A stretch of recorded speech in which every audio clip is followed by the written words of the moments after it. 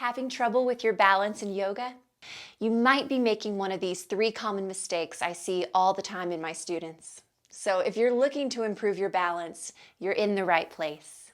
For gentle yoga, beginner yoga, and chair yoga videos that will make you feel amazing, be sure to subscribe and hit that notification bell so you'll get my latest classes each week. Mistake number 1, you're holding your breath. A slow and steady breath can help you a lot to stay stable and still. The better you're able to focus on your breath and keep it flowing, then the easier it will be to keep balance in the poses. What I see in a lot of my students is that they're trying so hard to balance that they hold their breath in at the top. So with that comes a lot of tension. Shoulders up to your ears, faces all scrunched up. I'm exaggerating, but you get the idea. So see if you can just soften all of that. Use your breath to settle into the pose. Yes, you're strong and engaged. Yes, you're grounded. But there's also, at the same time, this sense of ease and just a bit of softness. And the breath can really support that. So breathe in and out your nose, slowly and steadily. Moving on to mistake number 2. You're not engaging your glutes. You probably know that lower body strength is super important in balance postures, but there's one muscle in particular that helps stabilize the pelvis and is largely responsible for balance, and that is the gluteus medius. Your glute med is right here on the side of your hip. Your glutes are made up of 3 muscles, but the glute med in particular, specifically, is important for balance. So over time, working on strengthening the glutes is a great idea and will help improve your balance, but we're talking about instant gratification here today. So there are a few little tweaks you can make to help bring a little more awareness to that area and make sure we're activating and engaging. So stand up and I will show you a quick little exercise. If you do have a block, use it for this exercise. If you don't worry about it. You'll still be able to feel the engagement. But if you do, go ahead and put it on the ground and step up on the block on one foot. And feel free to use a wall for support or a chair, whatever you have nearby. So you're balancing up on one foot on the block.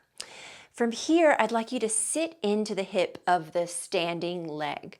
So you can just kind of let that hip fall out to the side, kind of like, oh, I don't care, I'm lazy. Is that what this is? I don't know. But you get the idea. And maybe your other foot touches down on the mat. Then I want you to press up again out of that standing leg, out of that foot. And when you do, you'll notice the hip kind of lengthens down a bit. Okay, and let's try that again. We're going to sit down into our hip, like, I don't care. And then we're going to press up out of the foot and lengthen up. Okay, and just repeat that a few times. Sit into the hip, and then lengthen it down as you press up out of the foot. And after a few rounds, you'll be able to feel your gluteus medius turn on and engage. And I just want you to bring awareness to that area and notice what it feels like to activate that muscle. Okay, so we can try this in a balancing posture as well, putting the prop aside, the block aside. So let's do tree pose. So just coming into a low tree pose, unless you're feeling crazy, and make sure you're using the same standing leg we just did, whichever one you picked, and bring the footprint to your ankle, pressing in, finding that center line. Great, and you can draw your palms to your heart or wherever you'd like them. Doesn't really matter for this experiment. And then go ahead and sit into the hip like we did earlier, and then press up out of it, feeling that glute engage and work. And then try again, sit into it a little bit, and then lengthen the hip down and engage. And then combine that with number 1, your slow and steady breath, softening your shoulders, and notice how that feels. Now release, let that go, shake it out, and come back to sit down. We'll move on to our last mistake, mistake number 3. You're not focused. Focus your gaze. Find a place to look at that's not moving. This is called your drishti. Now, yoga aims to unify the mind and the body. In order for there to be balance in a posture, then the mind needs to quiet down a little bit. If your mind is distracted by what's going on later today, what already happened this morning, or how frustrated you are that you're not better at balancing, then you're not able to notice what's happening in the moment. Find your drishti, focus your gaze, and focus your mind.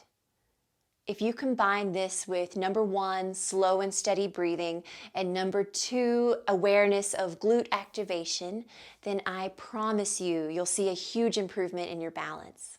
Which of these 3 mistakes do you think you might be making? Comment below and let me know.